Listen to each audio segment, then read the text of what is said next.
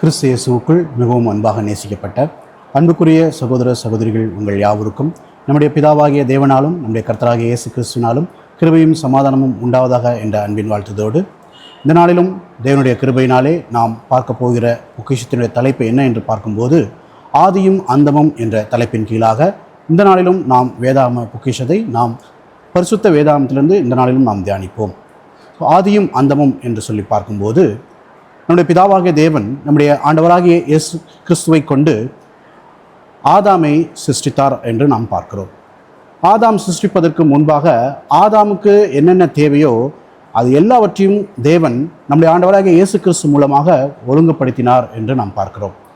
அப்படி ஒழுங்குபடுத்தின அந்த காரியங்களை ஆதாம் எப்பொழுது தேவனுக்கு கீழ்ப்படியாமைக்குள் சென்று பாவத்திற்குள் போனாரோ அப்பொழுது அவர் அநேக காரியங்களை அங்கே இழந்துட்டார் அப்படின்னு சொல்லி பார்க்குறோம்.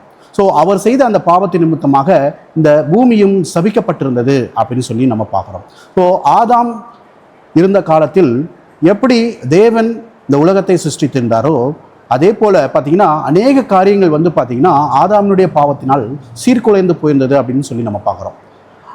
இந்த காரியங்கள் எல்லாத்தையுமே தேவன் திரும்பவும் பார்த்திங்கன்னா ஒரு புதுப்பிக்கிற விதமாக அநேக காரியங்களை என்ன பண்ண போறார் அப்படின்னு பார்த்தீங்கன்னா அவருடைய திட்டத்துக்குள்ளாக ஒரு காலப்பகுதிக்குள்ள அவர் செய்ய போறார் அப்படின்னு சொல்லி பார்க்குறோம். ஸோ அவர் அந்த மறுசீரமைப்பு பண்ணக்கூடிய அந்த காரியங்களை குறித்து நம்ம எங்கே பார்க்கலாம் அப்படின்னு பார்த்தீங்கன்னா வெளிப்படுத்தின விசேஷத்தில் நம்ம பார்க்க முடியும் அப்படின்னு சொல்லி நம்ம பார்க்குறோம்.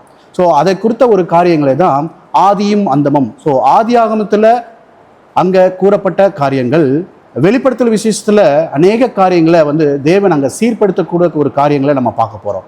ஸோ முதலாவது ஒவ்வொரு காரியமாகவே நம்ம பார்க்கும்போது முதலாவது ஆதியாகமம் 1ஆம் அதிகாரம் 1ஆம் வசனத்தில் நாம் பார்க்கும்போது வானமும் பூமியும் அங்கே சிருஷ்டிக்கப்பட்ட அந்த காரியங்களை நம்ம பார்க்குறோம்.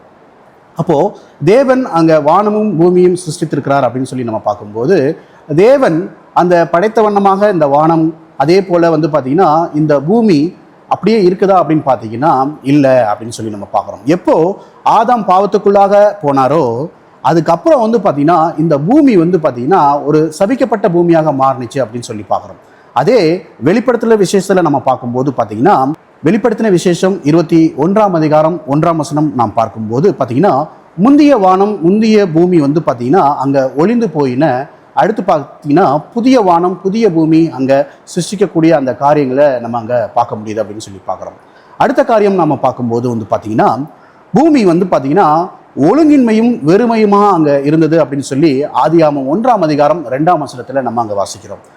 அதே போல் வெளிப்படுத்தல பார்க்கும்போது இந்த ஒழுங்கின்மையான இருந்த அந்த பூமி பார்த்தீங்கன்னா வெளிப்படுத்தல் 21ஆம் அதிகாரம் 1ஆம் வசனத்தில் அங்கே புதுப்பிக்கக்கூடிய ஒரு காரியம் அங்கே ஏற்படுது அப்படின்னு சொல்லி பார்க்குறோம். அப்போது தேவன் இந்த பூமியை உண்டாக்கும் போது பார்த்தீங்கன்னா எல்லா ஒழுங்கிற்குள்ளாகவும் பார்த்தீங்கன்னா ஒரு சீரமைப்பு செய்து அங்கே வைத்திருந்தார். ஆதாமுடைய பாவத்தின் நிமித்தமாக அந்த பூமியானது இன்றைக்கு நாம் வாழ்ந்து கொண்டிருக்கிற இந்த பூமியானது பார்த்தீங்கன்னா மிகுந்த பாவத்தினாலும் ஒரு சபிக்கப்பட்ட ஒரு பூமியாக இருக்குது அப்படின்னு சொல்லி நம்ம பார்க்குறோம். அதை தான் நம்முடைய ஆண்டவராகிய இயேசு கிறிஸ்து மூலமாக அங்கே புதிய பூமியாக அங்கே மாற்றப்படுது அப்படின்னு சொல்லி நம்ம பார்க்குறோம். அடுத்து பார்க்கும்போது பார்த்தீங்கன்னா ஆதியாகமம் 1ஆம் அதிகாரம் 2ஆம் வசனத்தில் பார்த்தீங்கன்னா பூமியில் இருள் மூடி இருந்தது அப்படின்னு சொல்லி நம்ம பார்க்குறோம். அதே வெளிப்படுத்துதல் 22ஆம் அதிகாரம் 5ஆம் வசனத்தில் நாம் வாசிக்கும் போது அங்கே ராக்காலம் இராது அப்படின்னு சொல்லி கூட பார்க்கலாம். இதை நம்ம எப்படி புரிஞ்சுக்கலாம் அப்படின்னு சொல்லி பார்க்கும்போது பார்த்தீங்கன்னா இன்றைக்கும் பார்த்தீங்கன்னா இருள் நம்ம ஒரு பாவத்துக்கு ஒரு அடையாளமாக நம்ம எடுத்துக்கிட்டா கூட பார்த்தீங்கன்னா அங்கே 1000 ஆண்டு அரசாட்சியில் பாவம்ன்ற ஒரு காரியம் அங்கே இருக்காது அப்படின்னு சொல்லி நம்ம புரிஞ்சுக்கலாம் அப்படின்னு சொல்லி பார்க்குறோம். அடுத்து பார்க்கும்போது சூரியன் சந்திரன்கள்லாம் படைக்கப்பட்டது அப்படின்னு சொல்லி ஆதியாகமம் 1ஆம் அதிகாரம் 14ஆம் வசனம் 15ஆம் வசனத்தில் நம்ம வாசிக்கிறோம் அப்படின்னு சொல்லி நம்ம பார்க்குறோம். அதே பார்த்தீங்கன்னா வெளிப்படுத்தல் விசேஷத்தில் சூரியன் சந்திரன் அங்கே தேவையில்லை அப்படின்னு சொல்லி நம்ம பார்க்குறோம். வெளிப்படுத்தல் 21ஆம் அதிகாரம் 23ஆம் வசனத்தில் பார்த்தீங்கன்னா அங்கே சூரியன் சந்திரனே அங்கே தேவைப்படாத ஒரு காரியம் இருக்குது அப்படின்னு சொல்லி பார்க்குறோம். அடுத்து பார்க்கும்போது பார்த்தீங்கன்னா ஏதேன் தோட்டத்தில் பார்த்தீங்கன்னா அங்கே சாத்தான் வஞ்சிக்கக்கூடிய காரியம் அங்கே இருக்குது அப்படின்னு சொல்லி பார்க்குறோம். ஆதியாகமம் 3ஆம் அதிகாரம் 1ஆம் வசனத்திலிருந்து 7ஆம் வசனம் வரைக்கும் நம்ம பார்க்கும்போது சாத்தான் மிகவும் தந்திரமாக பார்த்தீங்கன்னா அங்கே ஏவாளை வஞ்சித்தார் அப்படின்னு சொல்லி பார்க்குறோம். அதன் மூலமாக பார்த்தீங்கன்னா ஆதாமும் பார்த்தீங்கன்னா தேவனுக்கு கீழ்ப்படியாமல் பார்த்தீங்கன்னா பாவத்துக்குள்ளாக போனார் அப்படின்னு சொல்லி பார்க்கலாம். அதே நம்ம வெளிப்படுத்தல் விசேஷத்தில் நம்ம பார்க்கும்போது வந்து பார்த்தீங்கன்னா 20ஆம் அதிகாரம் 10ஆம் வசனத்தில் நாம் பார்க்கும்போது அங்கே சாத்தானை வந்து பார்த்தீங்கன்னா அக்னியும் கந்தகமான கடலில் வந்து அங்கே சாகடிக்கக்கூடிய ஒரு காரியத்தை நம்ம அங்கே பார்க்குறோம். அப்போது அங்கே ஆண்டவராகிய இயேசு கிறிஸ்துடைய இந்த 1000 ஆண்டு அரசாட்சி ராஜ்யத்தை குறித்து தான் இந்த வெளிப்படுத்தல் விசேஷ காரியங்கள் எல்லாமே அங்கே இருக்குது அப்படின்னு சொல்லி பார்க்குறோம். அப்போது 1000 ஆண்டு அரசாட்சி காலத்தில் அங்கே சாத்தான் வந்து அங்கே இருக்க மாட்டார் அப்படின்னு சொல்லி பார்க்குறோம். 1000 ஆண்டு அரசாட்சியின் முடிவில் வந்து பார்த்தீங்கன்னா சாத்தானுக்கு அங்கே தேவன் வந்து ஒரு முடிவுக்குள்ளே கொண்டு போகிறார் அப்படின்னு சொல்லி பார்க்குறோம். அடுத்த காரியத்தை நம்ம பார்க்கும்போது வந்து பார்த்தீங்கன்னா மனிதனுக்கு வந்து பார்த்தீங்கன்னா ஆளுகையை அங்கே கொடுத்திருந்தார் அப்படின்னு சொல்லி பார்க்குறோம். அப்போது தேவன் ஆதாமை சிருஷ்டித்து அவனை ஆசீர்வதித்து இந்த பூமியில் இருக்கக்கூடிய எல்லாவற்றையும் அவன் ஆண்டு கொள்ளணும் அப்படின்னு சொல்லி ஆதியாகமம் 1ஆம் அதிகாரம் 28ஆம் வசனத்தில் எல்லா மிருக ஜீவனும் இந்த பூமி முழுவதையும் ஆளுகைக்கூடிய ஆளுகையை அங்கே ஆதாமுக்கு கொடுத்திருந்தார் அப்படின்னு சொல்லி பார்க்குறோம். எப்பொழுது ஆதாம் பாவத்துக்குள்ள சென்றாரோ அப்போ அவரை விட்டு இந்த ஆளுகை எல்லாமே நீக்கப்பட்டுருச்சு அப்படின்னு சொல்லி பார்க்குறோம்.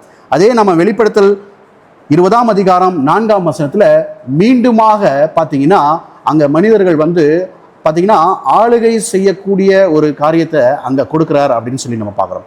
அடுத்த காரியத்தை நம்ம பார்க்கும்போது மனிதன் வந்து பார்த்தீங்கன்னா ஆதாம் எப்பொழுது அவர் வந்து பாவம் செய்தாரோ தேவனை அதுவரை சந்தித்திருந்த ஆதாம், தேவனுடைய சத்தத்தை கேட்டிருந்த ஆதாம், தேவனுடைய சத்தத்தை கேட்ட உடனே அவர் என்ன பண்ணுறாருன்னா அங்கே மறைஞ்சிடுறார், பயப்படுறார் அப்படின்னு சொல்லி நம்ம ஆதியாகமம் 3ஆம் அதிகாரம் 8ஆம் வசனத்திலிருந்து 9ஆம் வசனம் வரைக்கும் நம்ம வாசிக்கும் போது அதை தெரிந்து கொள்ளலாம் அப்படின்னு சொல்லி பார்க்குறோம். அதே போல் வந்து பார்த்தீங்கன்னா வெளிப்படுத்தல் விசேஷம் 5ஆம் அதிகாரம் 13ஆம் வசனம் 14ஆம் வசனத்தில் நாம் பார்க்கும்போது அங்கே வந்து பார்த்தீங்கன்னா மிகுந்த மகிழ்ச்சியோடு கர்த்தரை அங்கே துதிக்கக்கூடிய ஆரவாரத்தோடு துதிக்கக்கூடிய மகிழ்ச்சியை வெளிப்படுத்தக்கூடிய காரியமாக அங்கே இருக்கும் அப்படின்னு சொல்லி நம்ம பார்க்குறோம். அடுத்த காரியம் நம்ம பார்க்கும்போது ஆதாம் எப்பொழுது பாவத்துக்குள்ளாக அங்கே போனாரோ அங்கே தேவ சமூகத்தை அவர் இழந்தார் அப்படின்னு சொல்லி ஆதியாகமம் 3ஆம் அதிகாரம் 23ஆம் வசனத்தில் நம்ம அங்கே வாசிக்கலாம் அப்படின்னு சொல்லி போகிறோம். அதே போல ஆதாம் இழந்த அந்த தேவ சமூகத்தை ஒட்டுமொத்த மனுக்குலத்திற்கும் தேவன் என்ன பண்ண போறாருன்னா திரும்பவும் அவர் கொடுக்க போறார் அவருடைய ராஜ்யத்தில் அப்படின்னு சொல்லி பார்க்குறோம். இதை குறித்து நாம் பார்க்கும்போது வெளிப்படுத்தல் 21ஆம் அதிகாரம் 3ஆம் வசனத்தில் நாம் பார்க்கும்போது அவர்களிடத்தில் அவர் வாசமாய் இருப்பார் அப்படின்னு சொல்லி நம்ம அங்கே வாசிக்கிறோம். அப்போ ஒட்டுமொத்த மனுக்குலத்தின் மத்தியிலும் நம்முடைய பிதாவாகிய தேவன் அங்கே வாசமா இருக்க போகிறார் அப்படின்னு சொல்லி பார்க்குறோம். அடுத்த காரியம் நாம் பார்க்கும்போது தேவன் வந்து பார்த்தீங்கன்னா ஆதாம் பாவம் செய்த உடனே வந்து பார்த்தீங்கன்னா தேவன் என்ன பண்ணுறாருனா ஏதேன் தோற்றத்திலிருந்து பார்த்தீங்கன்னா ஆதாம் அங்கே வெளியே துரத்தி விட்டுறார் அப்படின்னு சொல்லி பார்க்குறோம். இது ஆதியாகமம் 3ஆம் அதிகாரம் 24ஆம் வசனத்தில் இதை நாம் வாசிக்கிறோம்.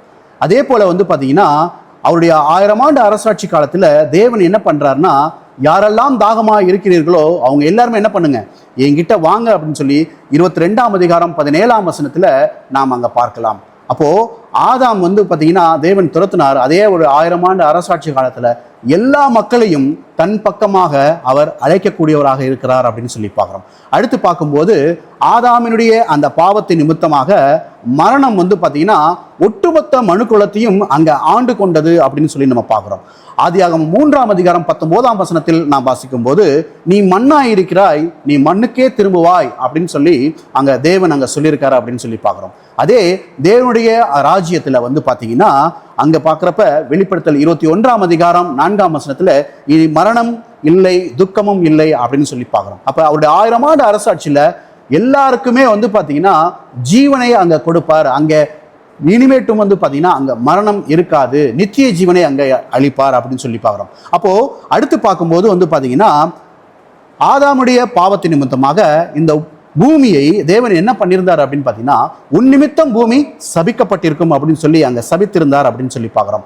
இதை குறித்து பார்க்கும்போது ஆதியாகமம் 3ஆம் அதிகாரம் 17ஆம் வசனத்தில் இதை நம்ம வாசிக்கிறோம் அப்படின்னு சொல்லிப்போம். அப்போது ஆதாமுடைய பாவத்தின் நிமித்தம் இந்த பூமி சபிக்கப்பட்டிருந்தது அப்படின்னு சொல்லி பார்க்குறோம். அடுத்து வெளிப்படுத்துதல் 22ஆம் அதிகாரம் 3ஆம் வசனத்தில் நாம் வாசிக்கும் போது இனி ஒரு சாபமும் இராது அப்படின்னு சொல்லி பார்க்குறோம். அப்போது ஆண்டவராகிய இயேசு கிறிஸ்துனுடைய அந்த ராஜ்யத்தில் ஒரு சாபமும் என்னன்னா அங்கே இருக்காது அப்படின்னு சொல்லி பார்க்குறோம். அடுத்து நாம் பார்க்கும்போது ஆதியாகமம் 3ஆம் அதிகாரம் 24ஆம் வசனத்தில் நாம் வாசிக்கும் போது ஜீவ விருட்சத்துக்கு போகக்கூடிய அந்த வழியை வந்து பார்த்தீங்கன்னா தேவன் அங்கே அடைச்சி போட்டுறார் அப்படின்னு சொல்லி பார்க்குறோம்.